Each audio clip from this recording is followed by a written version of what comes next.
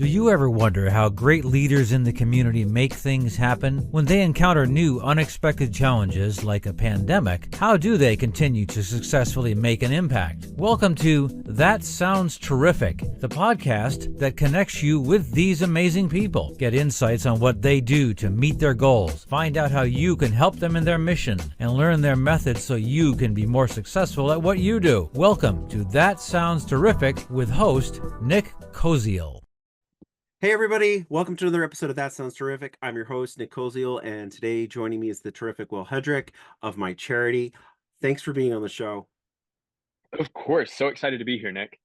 Yeah, so we connected and I saw the myCharity app. I am totally about charity, as you know, because That Sounds Terrific is uplifting a variety of different people who are doing like really great things in the community, including charities and nonprofits. So I wanted to have you on here because you're doing some good work in helping charities and nonprofits with their fundraising. So why don't you tell us just a little bit about yourself, and then we'll kind of jump right into what you do. Yeah. So whenever I tell my story, I always start when I was 17. And my brother and I started a furniture company, building custom furniture out of our parents' garage my senior year of high school. And so I always start there because that's when I attest the start of the entrepreneurship bug. That's when it Hmm. got me. And so we did that from 2017 till about 2019. I went to college in 2018, decided then that we didn't want to do furniture anymore. It was getting difficult driving back and forth, doing shipments, things like that. And so immediately after I got my real estate license, started to sell real estate, did real estate for my 4 years of college, started a real estate firm. And then once I graduated, I moved up to New York City, did 6 months there, decided to cut the story short that real estate wasn't for me anymore, came back to Charlotte, North Carolina, where I am now. And about 2 years ago, I can't believe that we're coming up on that in August, I started myCharity. And so it's been an interesting journey of entrepreneurship, summing that up shortly.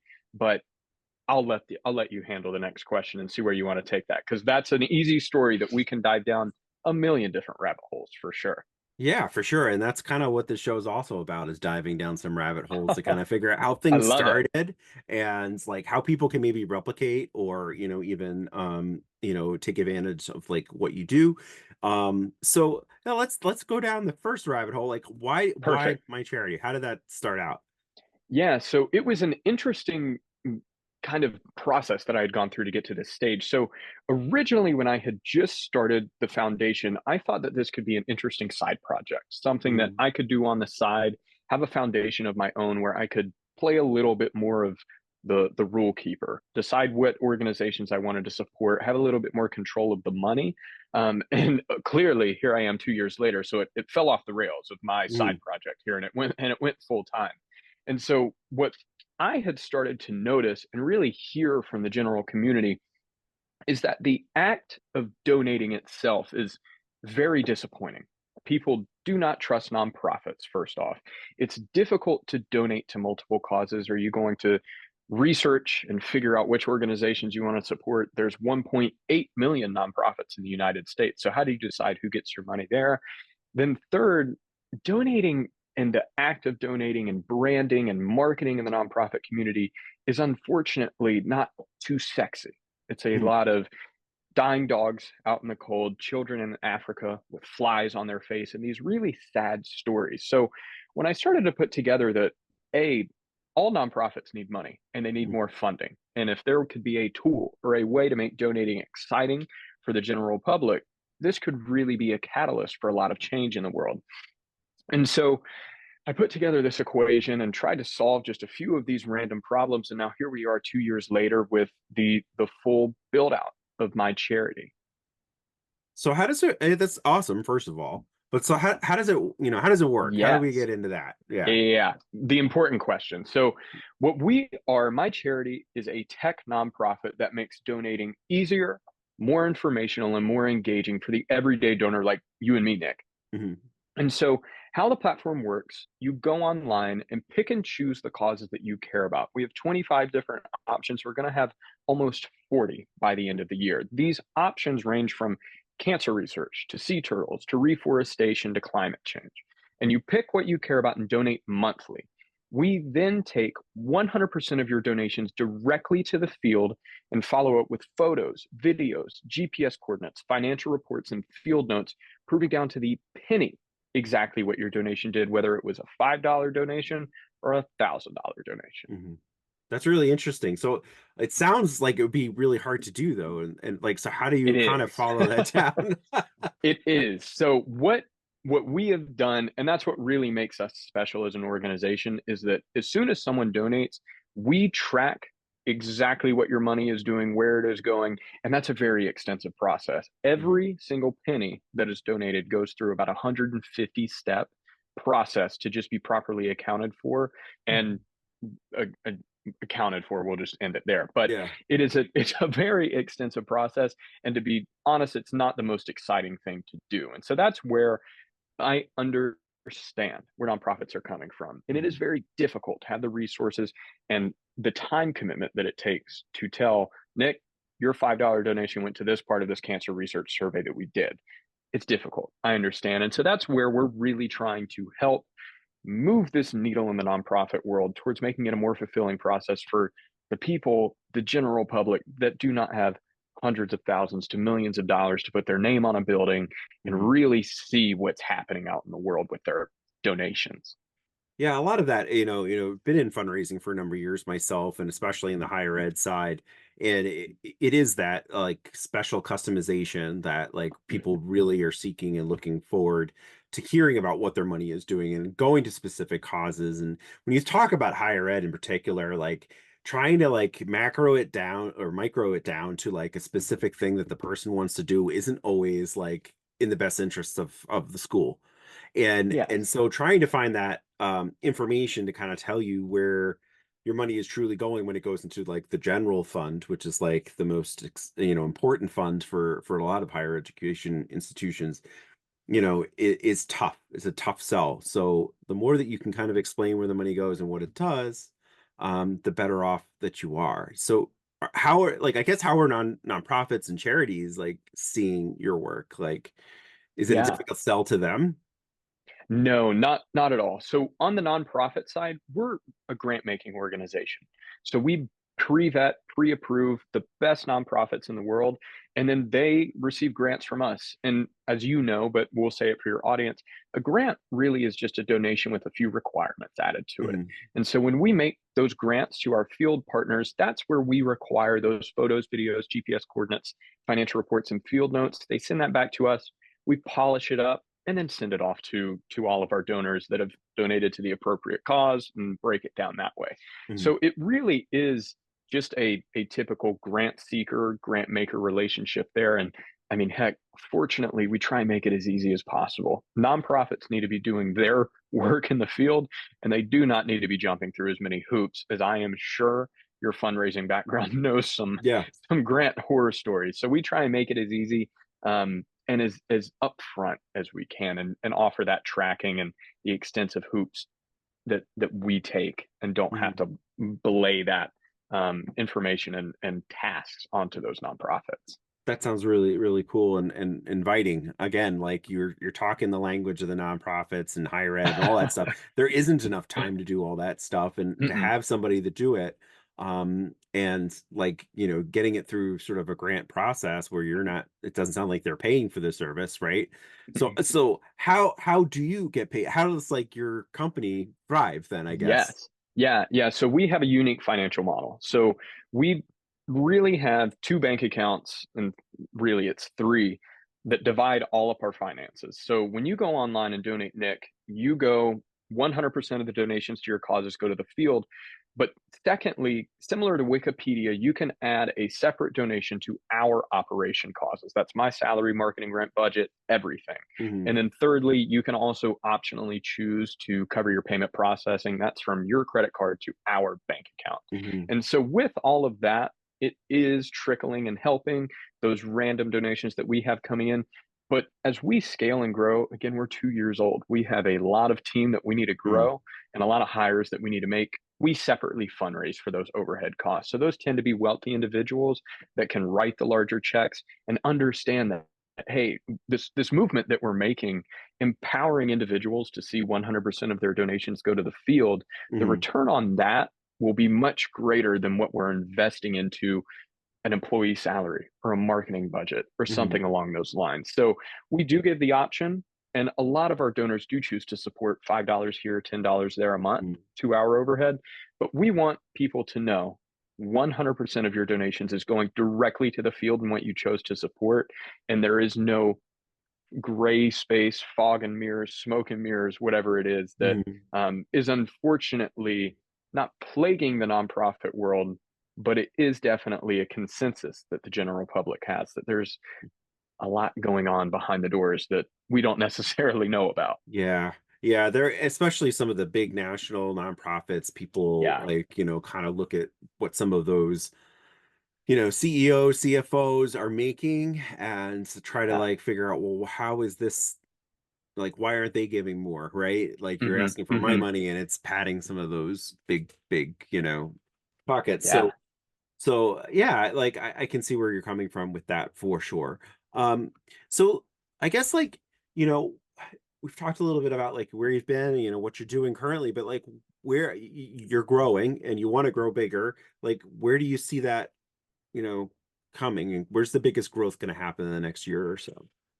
Yeah. In the next year, it's just going to be from the storytelling, the marketing efforts. I think that fortunately, my interest and the background and success that I had in the real estate world was really just from storytelling. And Mm. especially in the nonprofit world, I mean, again, you're the best person to be talking to about this, that with your fundraising background. And that's really what our model is that it's enabling storytelling. I want when an individual donates to see the girl that now has access to clean water because you donated $40 and this is the well that we drilled in Uganda. She Hmm. used to have to miss school because every morning she would go and fill up a clay pot that was 40, 50, 60 pounds, break her back, and walk it back home 2 miles out and 2 miles back. That's where this virality and the viral, I mean, and really being able to tell these stories is going to really catch on. So it'll be the combination of storytelling and just putting that out into as many different places that we can have, from social media networks, normal large media networks, to sitting down at that sounds terrific and doing a podcast. Hmm. Yeah, the storytelling is super important in on a variety of levels, right? First of all, it kind of is satisfying to your donor, but then it gets it out there to more future donors. But like so a lot of like also what education and other nonprofits do is like you talk about the swag and the sort of the giveaways and all that other things Mm. that happen. Now, not everybody wants those things. Um, but are those kinds of things happening with you too, aside from the storytelling, or are they getting like recognition in other ways?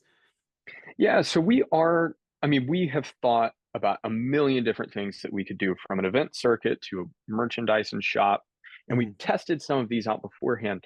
But the biggest thing that we really want to push forward is this digital space. I mean, I think that what Netflix is doing, $34 billion in revenue last year of just a streaming service, National Geographic, got a stack of their magazines back here. Yeah.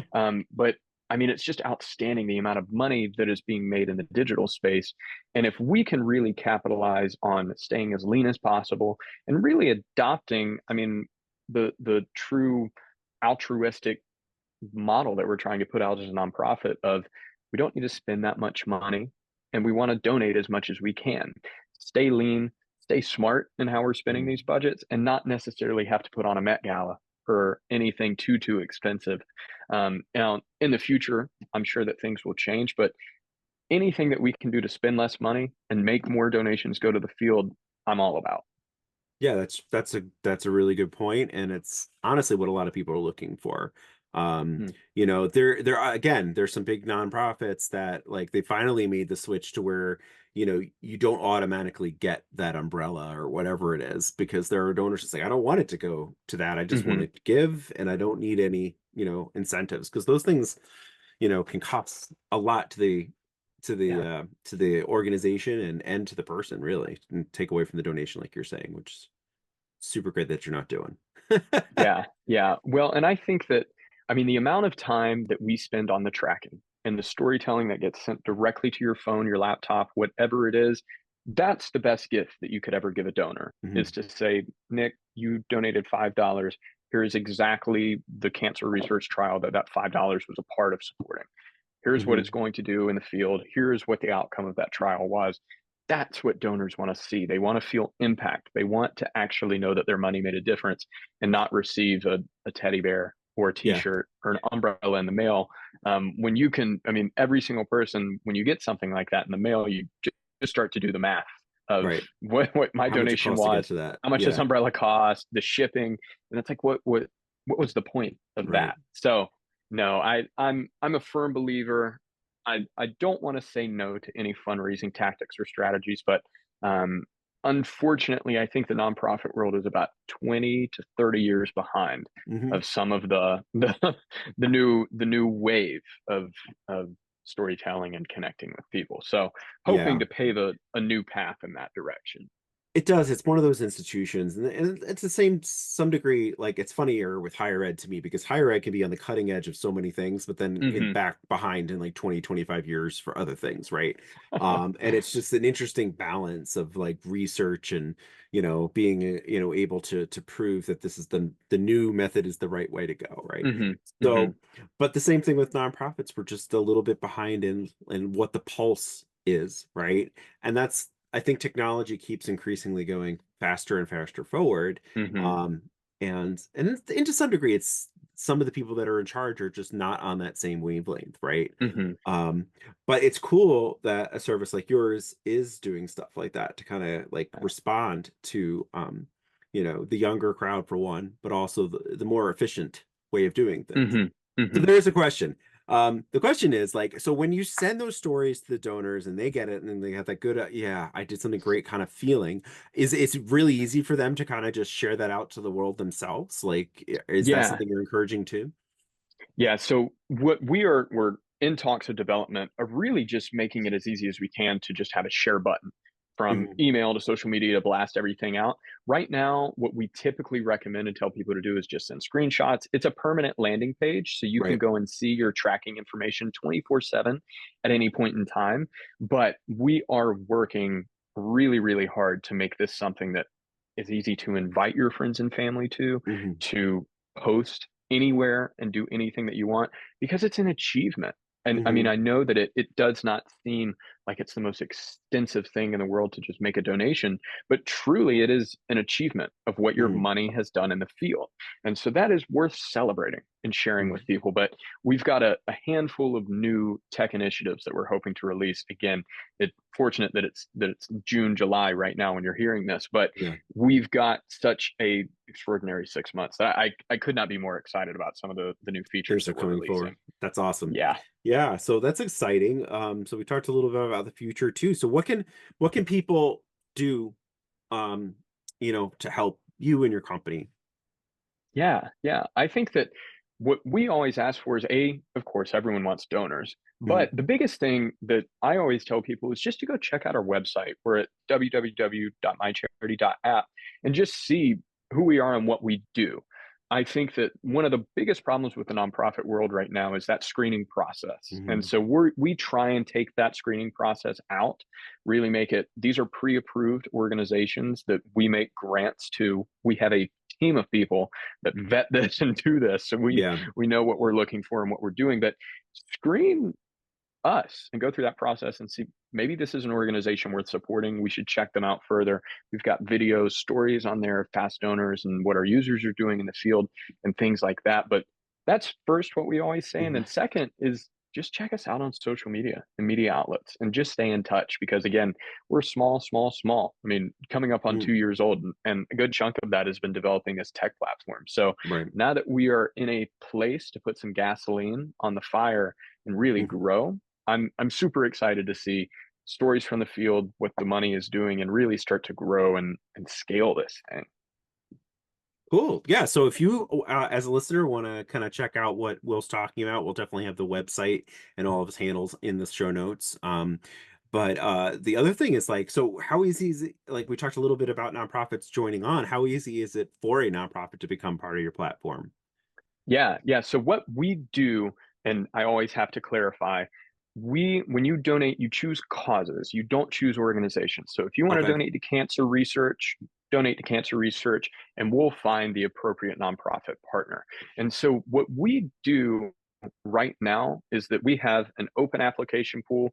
Nonprofits can just submit their name and Mhm. inquiry, and we'll start going through those and start churning those out as we come through. But it is a little bit of a process, and for good reason. So we connect with their executive leadership, we go through their financials and see how they're spending money. And then, of course, with the grants, they have to adhere to any requirements that we have there of the photos, the videos, the reporting. And then Mhm. obviously, whatever project they're working on, they have to spend the money there. So it Right. really is, there's a form that you can reach out to us if you're a nonprofit organization. And I'd highly recommend it. Get in our pool because, Mhm. again, we are always growing and supporting innovative and new nonprofit organizations. And especially, fortunately, at our size where we're not making grants in a six-figure level yet, Mhm. it's easy to connect with these grassroots organizations that really could use some help on both the media side when we're telling their story and on the financial side to help their work. That's awesome. That's awesome. And I love that. I'm glad I asked that question because it kind of explained it just a little bit more for our listeners to fully understand how the grants work, right? Hmm.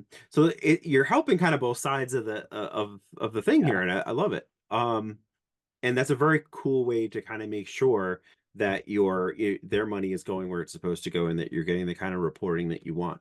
Um, awesome. Well, it's been a really great conversation. Is there anything that I haven't asked that you definitely want to share about? No, no, I don't think so. You were an excellent interviewer. Short, Awesome. sweet, simple, get to the point, get everything across. I love it. This was Awesome. awesome, Nick. Well, thank you so much, Will. I really appreciate having you here on the show. You've been a terrific guest, and I'm sure we'll circle back and probably ask you for an update in another, couple of years to kind of figure out where I you've would been. love it. That's I would awesome. love it. I would love it. That sounds fantastic, Nick. Thank you again for having us. Yeah, no problem. Thank you for being on the show.